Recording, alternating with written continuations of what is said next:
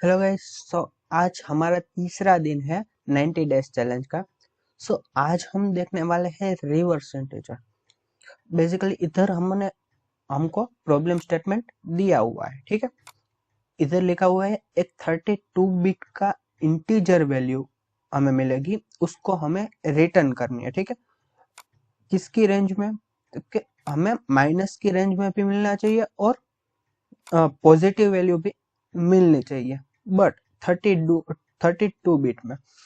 और अगर इधर हमें प्रॉब्लम स्टेटमेंट पे दिया हुआ है x इज इक्वल्स टू, जैसे कि 1 2 3 दिया हुआ है, उसको आउटपुट में हमें मिलना चाहिए 3 2 1।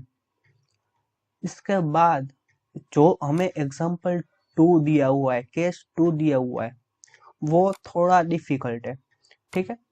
अब इसको, जो भी हमारे नॉर्मल इंटीजर है उसको तो हम रिवर्स कर देंगे, बट ये नेगेटिव वैल्यू को हम कैसे इंटीजर कर सकते, नेगेटिव वैल्यू को हम कैसे रिवर्स कर सकते हैं, ठीक है।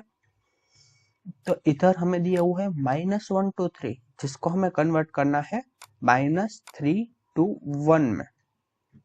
अब एग्जांपल 3 में हमें दिया हुआ है कि अगर इधर 1 2 0 आ रहा है तो लास्ट में हमें 0 को निकाल देना है, 0 को आगे नहीं लेके आना है, ठीक है। सिर्फ आउटपुट में हमें मिलना चाहिए 2 और 1। अब इसको हम कैसे सॉल्व करेंगे? तो जैसे कि हमने प्रॉब्लम 1 को सॉल्व किया था, उसको हमने क्या किया था, तो सबसे पहले तो इसको हमने बाइनरी में कन्वर्ट कर दिया था, ठीक है। तो इसको हमें एक रिमाइंडर नाम का एक वेरिएबल बना लूंगा। उसके अंदर जो भी मुझे इसमें x की वैल्यू मिल रही है उसको डिवाइड कर दूंगा 10 से। इसका जो भी आउटपुट मिलेगा मुझे, उसको मैं रिमाइंडर के अंदर स्टोर कर दूंगा। स्टेप 2 हमारा क्या रहने वाला है? स्टेप 2 हमारा रहेगा, जो भी x है, हमारा जो भी x है उसको, उसमें हम स्टोर करेंगे x डिवाइड बाय 10, ठीक है। इसका जो भी हमें आउटपुट मिलेगा वो मैं x के अंदर स्टोर कर दूंगा। अब तीसरा स्टेप क्या है? तीसरा स्टेप हमारा एक फॉर्मूला रहने वाला है। जो भी मुझे आंसर के अंदर, आंसर नाम का एक मैं वेरिएबल बना लूंगा जिसकी वैल्यू मैं बाय डिफॉल्ट रख दूंगा 0, ठीक है। अब आंसर के अंदर मुझे क्या स्टोर करना है? जो भी मुझे आंसर मिलेगा उसका मल्टीप्लिकेशन 10 के साथ करना है, और उसके साथ मुझे जोड़ देना है अपना रिमाइंडर। ये सिंपली 3 स्टेप है। इसके अंदर भी एक ट्विस्ट आएगा, वो मैं आगे आपको प्रोग्राम में बताऊंगा, ठीक है। तो सबसे पहले हमने क्या किया था, इधर हमें बेसिकली चाहिए होगा 2 इंटीजर्स वैल्यू, ठीक है। एक तो चाहिए होगी क्या, एक रैम चाहिए होगी, ठीक है। तो इधर मैं इधर रिमाइंडर लिख लेता हूँ। अब मुझे क्या चाहिए?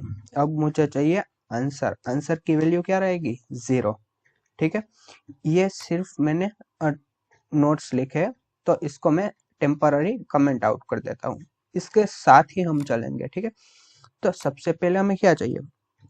सबसे पहले तो जो भी x की वैल्यू है वो हमें मिलनी चाहिए, 0 नहीं होनी चाहिए, ठीक है। x की वैल्यू हमें इधर मिलनी चाहिए। आप इसको ऐसे भी लिख सकते हैं, x not equal to 0, but आप इतना लंबा नहीं लिखना चाहते हैं तो सिर्फ आप इधर x भी लिख सकते हो। अब आगे क्या है? हमने जो भी ये लिखा है उसको हम करेंगे कॉपी और इधर कर देंगे पेस्ट। सेम फॉर्मूला लगेगा, उसमें कुछ भी हमें चेंजेस करने की जरूरत नहीं है। उसके बाद क्या है? x is equal to x multiply by 10। इसका आउटपुट मिलेगा, उसको हम स्टोर कर देंगे x के अंदर। अब इसको हम क्या ऐसे लिख सकते हैं, x divide by is equal to 10। तो इसका मतलब भी सेम ही हुआ, ठीक है।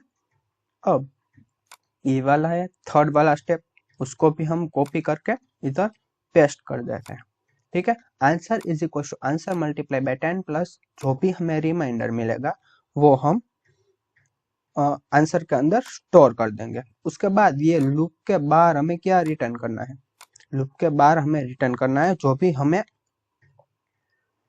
आंसर मिल रहा है, जो भी हमें आंसर मिलेगा उसको हम रिटर्न कर देंगे। ठीक है, अब ये वाले स्टेप्स आपने नोट डाउन कर लिए होंगे, इसलिए मैं इसको निकाल देता हूँ। अब इसको एक बार रन करके देखते हैं। ठीक है, क्या हमें आउटपुट मिल रहा है सही से, वो भी हम एक बार देख लेते हैं। ओके, हमारे तीनों टेस्ट केसेस पास हो चुके हैं, आप देख सकते हैं हमारे तीनों के तीनों टेस्ट केसेस पास हो चुके हैं। बट अब एक छोटा सा ट्विस्ट आएगा, जैसे मैं सबमिट करूंगा, जैसे ही मैं सबमिट करूंगा प्रॉब्लम को, उप्स, ये क्या दे दिया, ये एरर दे दिया है। अब ये बोल रहा है कि हमें आउटपुट इंटीजर में मिलना चाहिए, बट ये आउटपुट अगर इसमें हम ज्यादा वैल्यू डालेंगे, यानी कि सिर्फ 1 2 3 नहीं, ज्यादा वैल्यू डालेंगे तो आउटपुट हमारा बड़ा हो जाएगा, काफी बड़ा हो जाएगा। तो इसके लिए हम क्या कर सकते हैं, इसके लिए हमें एक प्रॉपर्टी है, सी प्लस प्लस में एक प्रॉपर्टी है इंट मैक्स नाम की, इंट मैक्स और इंट मिन नाम की, ये दो प्रॉपर्टीज है, उसका हम यूज लेने वाले हैं। ठीक है, तो इधर जब भी हम 10 से डिवाइड करेंगे उसके बाद इधर हम लिख देंगे इफ, एक इफ कंडीशन लगाएंगे, उसके अंदर जो भी आंसर हमें मिल रहा होगा, आंसर हमें मिल रहा होगा वो ग्रेटर होना चाहिए इंट मैक्स से, और उसको डिवाइड करना है हमें 10 से, और जो भी हमें आंसर दूसरी बार मिल रहा है वो लेस देन होना चाहिए किनसे, इंट मीन से, और उसको भी हमें डिवाइड बाय 10 कर देना है। इधर हम रिटर्न कर देंगे, रिटर्न कर देंगे 0 को। ठीक है, तो इसको हमें रिटर्न नहीं करना है, यानी कि हमें बड़ी वैल्यू मिल रही है तो उसको हमें रिटर्न नहीं करना है। ठीक है, अब हम एक बार फिर से प्रॉब्लम को रन करके एक बार देख लेते हैं। इधर हमारे तीनों के तीनों टेस्ट केसेस पास हो रहे हैं। अब इसको हम एक बार सबमिट भी कर देते हैं। ठीक है, तो आप देख सकते हैं हमें आउटपुट मिल चुका है और हमारी प्रॉब्लम भी इजीली सबमिट हो चुकी है। अगर आपको वीडियो अच्छा लगा है तो आप वीडियो को लाइक कर दीजिए, जितना आप लाइक करेंगे तो यूट्यूब में सर्च इंजन में वीडियो ऊपर आएगी। ठीक है, तो आपके जैसे काफी स्टूडेंट्स इसको लर्न कर सकते हैं। अगर आपने चैनल को अभी तक सब्सक्राइब नहीं किया है तो चैनल को सब्सक्राइब कर दीजिए। हम मिलते हैं नेक्स्ट वीडियो में, तब तक के लिए गुड बाय।